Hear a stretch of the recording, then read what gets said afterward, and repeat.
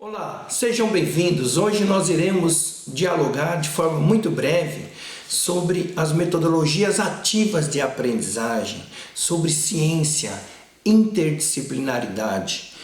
E quando nós falamos de metodologias ativas, é fundamental nós percebermos que no contexto educacional contemporâneo, o professor não pode ensinar tudo ao aluno. Ele pode apenas estimulá-lo a encontrar por si mesmo o caminho da produção do conhecimento. Nessa perspectiva, as metodologias ativas são fundamentais porque elas permitem uma formação riquíssima de todos os envolvidos, nos âmbitos intelectual, profissional e humano, possibilitando ao aluno ser agente ativo, protagonista e não apenas objeto passivo no processo de aprendizagem. Queridos, as metodologias ativas valorizam a participação efetiva dos alunos na construção do conhecimento e no desenvolvimento de competências, possibilitando que aprendam em seu próprio ritmo, até mesmo porque cada um tem o seu ritmo, tempo e estilo, por meio de diferentes formas de experimentação e compartilhamento, dentro e fora da sala de aula, com mediação de docentes inspiradores e incorporação de todas as possibilidades do mundo digital, como nos ensina Bassic e Moran na obra dele de 2018. As metodologias ativas são relevantes? Até que ponto?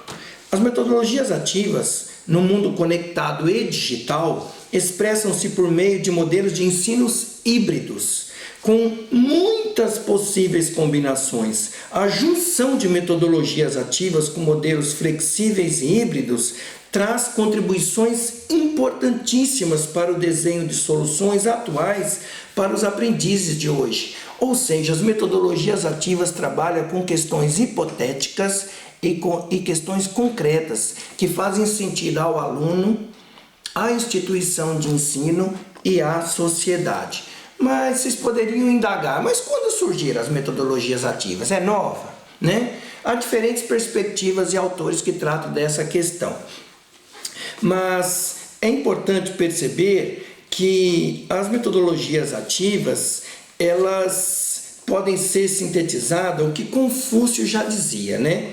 A síntese dela: conte-me e eu esqueço, mostre-me e eu apenas me lembro, envolva-me e eu compreendo. As metodologias ativas, desde a sua gênese, envolvem os alunos. E quantas metodologias ativas possuem? Muitas modalidades de metodologias ativas.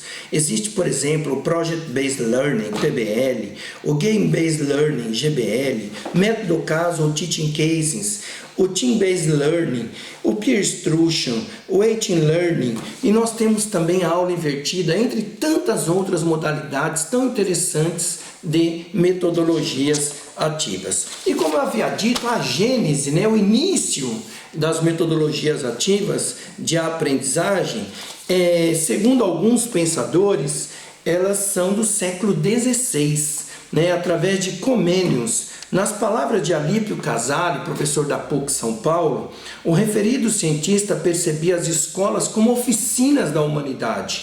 É onde se exerce, se pratica e se aprende a ser parte da humanidade. Então, oficina é lugar de trabalho, de laboratório, lugar de produção. Então, desde o século XVI, nós já podemos ver aí a gênese das metodologias ativas. Mais tarde, o famoso, conhecido de todos nós, ou de grande parte de vocês, John Dewey, ele vai trabalhar do final do século XIX, até meados do século XX, período que ele viveu, ele vai trabalhar um pouco o aprender fazendo, e que a educação sempre é capaz de ajudar a solucionar problemas que o cotidiano nos apresenta. Então, a educação na perspectiva não de decorar, a educação não na perspectiva de você aprender para reproduzir, a educação no sentido de você transformar, apresentar soluções para os problemas, numa perspectiva científica, é fundamental nessa perspectiva das metodologias ativas de aprendizagem. Ainda nessa perspectiva, Alípio Casale nos chama a atenção sobre essa questão. Métodos ativos perfeitos, as metodologias ativas, só que dirigido não para adaptação à sociedade tal como está, ao mercado, à política, à economia, mas dirigido para a transformação, para a inovação, dirigido para o ser mais, dirigido para o novo e não para a novidade, e sob uma perspectiva crítica, algo que não está tão claro em John Dewey nem Anísio Teixeira, conforme Alípio Casale nos orienta. Mais tarde, dando um grande salto, nós vemos o grande filósofo e educador Paulo Régulus Neves Freire, conhecido mais como Paulo Freire. Ele traz o pensamento pedagógico brasileiro na teoria da dialética do conhecimento, a categoria pedagógica da conscientização. Freire entendia que é fundamental haver uma educação libertadora, que leve à autonomia do educando, que ele possa intervir e transformar a sociedade de forma crítica, como sujeito de sua própria história. Assim, a educação nessa perspectiva é um ato político, e na formação de professores ele passa a ser um ato político-pedagógico. É importante perceber que Paulo Freire é reconhecido nas metodologias ativas em Harvard, é reconhecido também em Massachusetts, é reconhecido no Canadá, em outras instituições do mundo. Mais tarde, um pouquinho, em 1991, o professor de Harvard, Eric Mazur, vai falar um pouquinho também de uma nova modalidade de metodologias ativas, denominado peer instruction. Seus estudantes deixaram de receber lições expositivas e passaram a ler as matérias em casa, enquanto nas aulas respondiam perguntas por computador sobre as lições e discutiam seus conhecimentos com os colegas. Como resultado, esses alunos começaram a aprender muito mais, os resultados foram muito mais positivos e favoráveis à aprendizagem. O que a formação por pares faz é colocar a parte fácil da educação, a transmissão da informação para fora da aula, e a parte difícil, dar sentido à informação para dentro. Nas palavras de Eric Mazur, vamos ouvi-lo. Eu acho que no método tradicional, tudo o que realmente acontece é o professor falar e os estudantes anotarem. Os alunos estão sentados ali, escrevendo as anotações, e não há tempo algum para pensar a respeito do assunto. Apenas mais tarde, quando você vai para o seu quarto e lê as suas anotações, você reflete sobre o que lhe foi passado. Então eu acho que o método tradicional não dá tempo para os estudantes pensarem, e com isso não dá aos alunos o que eles realmente querem. E isso é reforçado pelas avaliações, que geralmente forçam os estudantes a memorizarem o assunto para poderem reproduzir aquela informação. Um pouco o que Paulo Freire chamou de educação bancária, onde o professor, ainda sendo visto como detentor do saber, ele vai colocar algumas informações, passar essas informações, os alunos vão anotar e depois terá que devolver na prova para ter uma nota e serem aprovados. Essa educação bancária de Paulo Freire vai ao encontro do que Eric Mazur está colocando aqui. Agora, as metodologias ativas, elas vão potencializar a aprendizagem do educando e a superar vários desafios. Por exemplo, a evasão, o baixo rendimento escolar, a inadimplência, a desmotivação discente. Para esta superação, acreditamos que ser fundamental que o start ocorra a partir do professor e depois este sensibilize o aluno, enfatizando a importância do conhecimento em sua vida. Nesse método é tirado o foco do professor nas aulas e colocado no aluno, podendo esta abordagem ser usada para ensinar qualquer disciplina que envolve pensamento crítico, conforme entende Eric Mazur.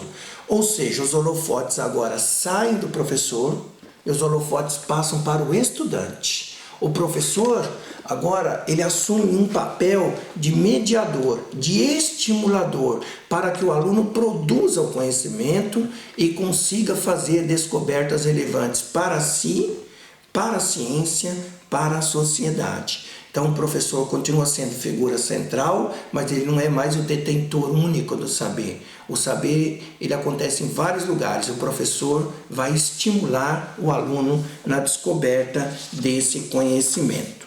Então, as metodologias ativas têm essas e tantas outras potencialidades para nós termos uma educação de qualidade que realmente tenha sentido. E aí é importante nós pensarmos um pouquinho sobre as metodologias ativas enquanto ciência, né? E o que nós estamos discutindo, educação é ciência, pedagogia é ciência. E nessa perspectiva, de que ciência nós estamos tratando? Nós estamos tratando, conforme nos ensina o pensador Boaventura de Souza Santos, que eu fiquei muito feliz de ter a oportunidade de estar com ele, eu aprendi bastante com ele, que a ciência que nós estamos discutindo agora é a ciência pós-moderna. É uma ciência onde vai de encontro, vai colidir, vai chocar com a ciência cartesiana do século XVII. A ciência cartesiana do século XVII fragmentou os saberes, deixou emoção de um lado, razão do outro, meio rural de um lado, campo, cidade do outro. Ela colocou ciências humanas, exatas e biológicas como não conectadas. Então o saber passou a ser fragmentado. E agora nós precisamos ter uma religação dos saberes. E essa ciência pós-moderna vem trazer essa religação dos saberes. E aí nós temos vários pensadores nessa perspectiva. Além de Boaventura de Souza Santos, nós temos Prigogine, nós temos o Capra, nós tivemos Giordano Bruno em 1600, nós temos Leonardo Boff e temos tantos outros pensadores que vai discutir essa questão. Por exemplo, Edgar Morin vai dizer para nós que o conceito de complexo vem do latim complexus, ou seja, complexos, aquilo que é tecido, costurado, construído em conjunto. E Edgar Morin vai dizer que o todo está na parte e a parte está no todo. Nessa perspectiva, não dá mais para separar emoção de razão.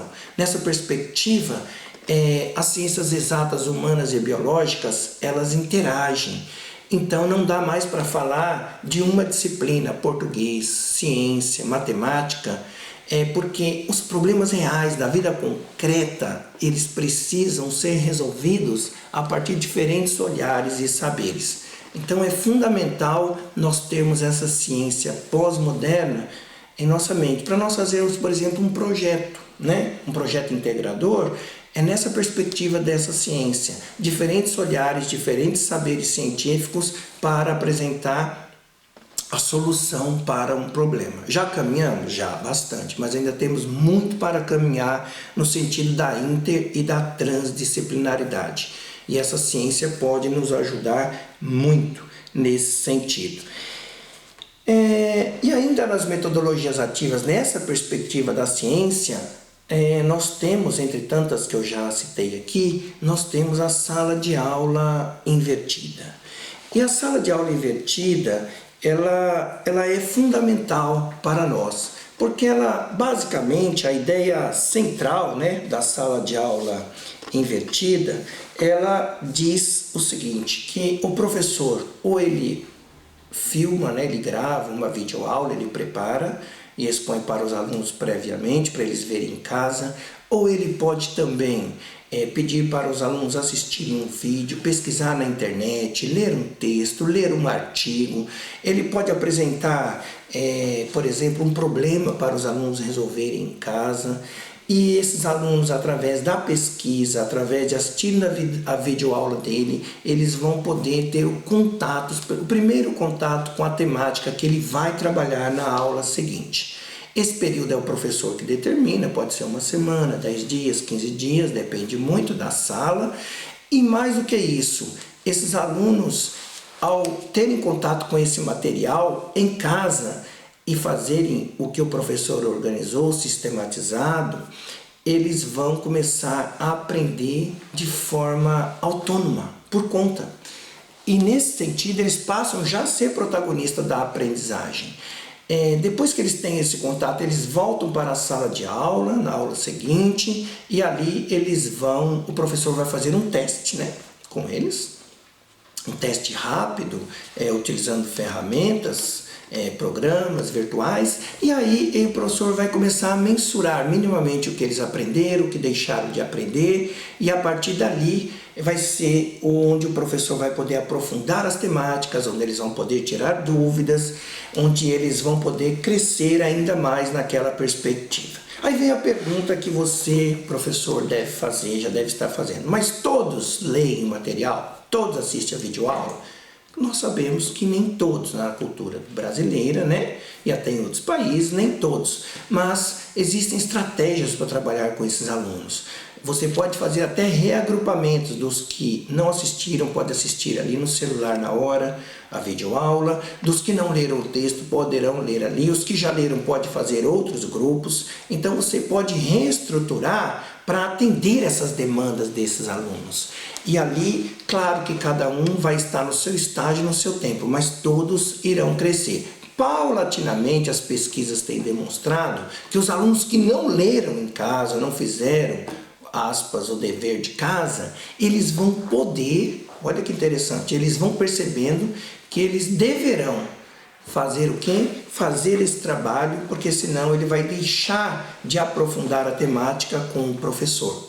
Nessa perspectiva, aos poucos, a maioria da sala vai fazendo o que tem que ser feito, vai crescendo e a sala de aula invertida vai ganhando projeção e visibilidade. Ela já acontece em alguns lugares do Brasil, né? Em outras universidades do mundo já com mais frequência, e os desafios estão postos, mas os avanços são sequentes e cada vez mais o aluno percebe da importância dele estar inserido nesse projeto de aprendizagem, no qual ele passa a ganhar mais confiança, ele passa a ser sujeito à sua aprendizagem, conforme eu havia dito, e mais do que isso, ele melhora a relação dele com o professor e com os pares, porque muitas vezes o professor coloca os alunos como monitores para dialogar entre eles. Então, tem uma outra dinâmica, é muito interessante a sala de aula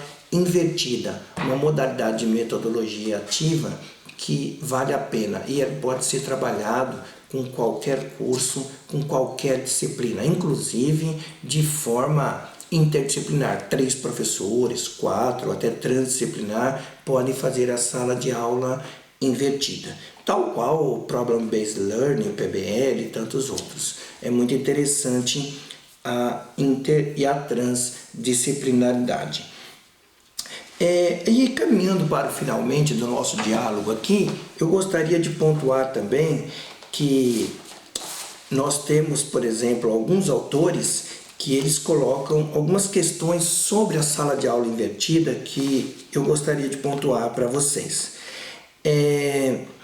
O importante para inverter a sala de aula é engajar os alunos em questionamentos e resolução de problemas, revendo, ampliando e aplicando o que foi aprendido online com atividades bem planejadas e fornecendo-lhes feedback imediatamente. O feedback é fundamental, enaltecendo, valorizando o avanço do aluno, o engajamento dele, o que ele também precisa melhorar. Um feedback bem dado potencializa a aprendizagem do aluno. Há muitas formas de inverter o processo de aprendizagem. Pode-se começar por projetos, pesquisa, leituras prévias e produções dos alunos e depois promover aprofundamentos em classe com a orientação do professor. Vejam a importância do professor nesse processo. O curso Ensino Híbrido, Personalização e Tecnologia oferece vídeos e materiais feitos por professores brasileiros e norte-americanos. Ou seja, há vários cursos já disponíveis que depois eu posso deixar à disposição para aprofundar essas temáticas das metodologias ativas, da aula invertida, do professor agora como um facilitador ou um mediador desse processo de ensino e aprendizagem e também o aluno como protagonista da aprendizagem. Última perguntinha que você pode estar fazendo. Mas os alunos querem mudanças? Eles dizem que querem, mas quando você muda e o coloca como protagonista, alguns resistem, porque é mais cômodo você ficar na zona de conforto. Isso é do ser humano, vocês sabem disso. Mas aos poucos eles vão percebendo o crescimento deles, vão ganhando autoconfiança, autoestima melhora e eles começam a se engajar. Várias atividades que eu já fiz em vários lugares do Brasil com metodologias ativas e também fora do Brasil, mostram que realmente o caminho é esse. Metodologias ativas não é novidade, é novo. Não é mais uma moda, ela veio para ficar, para permanecer e para contribuir para que haja essa aprendizagem tão significativa. Essas mudanças no Brasil estão ocorrendo a passos lentos e podem parecer utópicas até. Mais cedo ou mais tarde elas irão se disseminar. E como nos ensina o poeta Mário Quintana, se as coisas são inatingíveis, ora, não é motivo para não querê-las. Que tristes os caminhos se não for a presença distante das estrelas. Nessa perspectiva, caminhar e construir o novo é preciso.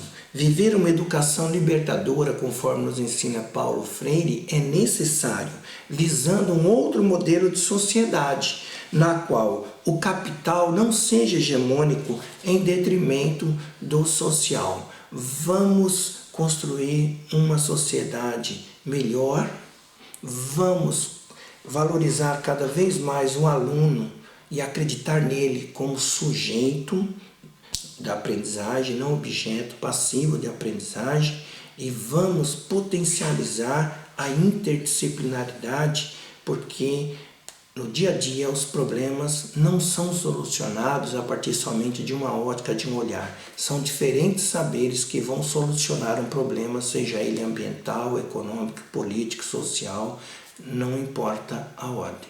Até a próxima, agradecido e contem comigo se precisarem. Obrigado.